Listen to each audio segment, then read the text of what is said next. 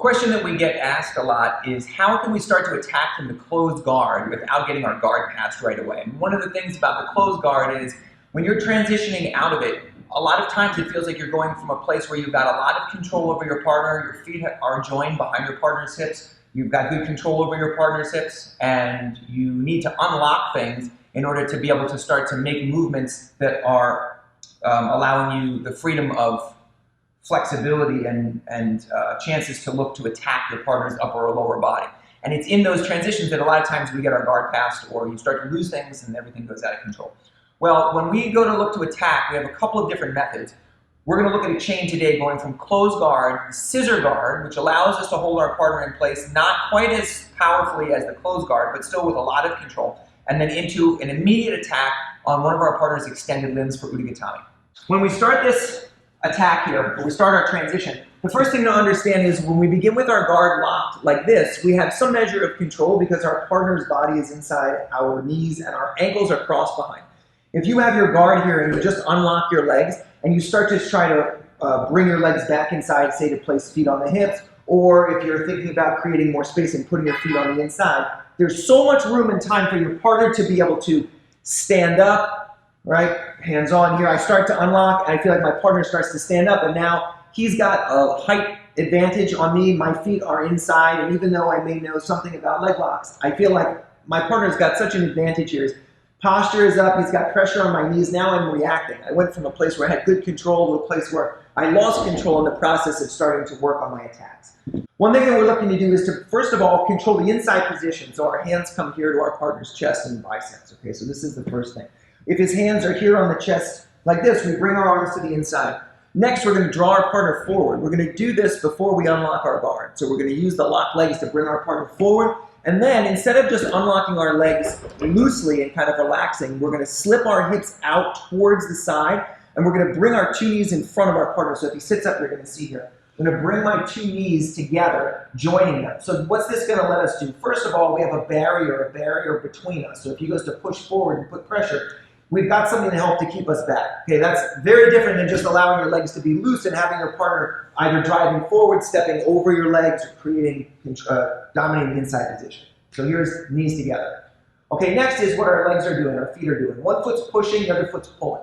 So this creates a little bit of control over our partner's hips. That's not as good as when your feet are locked, but it's still pretty good.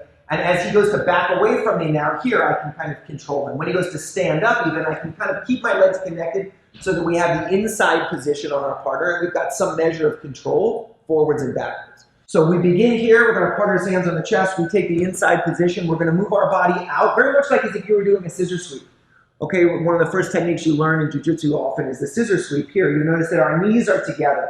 Our outside foot, the heel is driving in.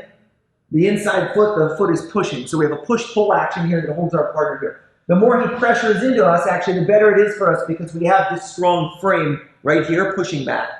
If he goes to back away, we can draw ourselves in with this shin guard here. And if he goes to stand up, at least we have some measure of control where we can stay connected with our partner. You're not just flopping around with no control at all. Okay, out of this position here, now we have our frame in place. We need to go to work and start to look to attack.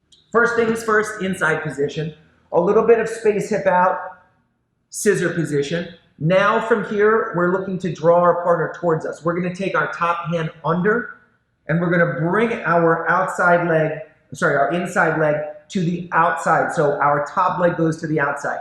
Out of this position, we can raise our elbow and rotate our partner's elbow towards the sky. His elbow, obviously, is covered by the rash guard. You can't see it, but it's pointing up.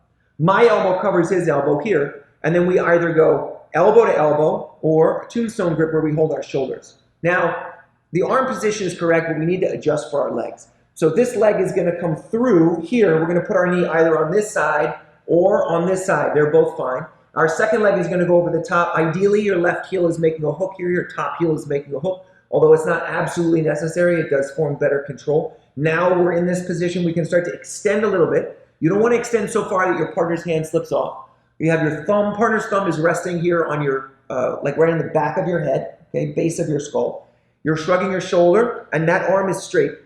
Okay, that arm's got to be straight, and you have to have a little bit of space between you. Now, out of this position, we can apply pressure, and we have a strong udigatami directly out of that scissor guard. So one inside, 2, we unlock and we move into the scissor position.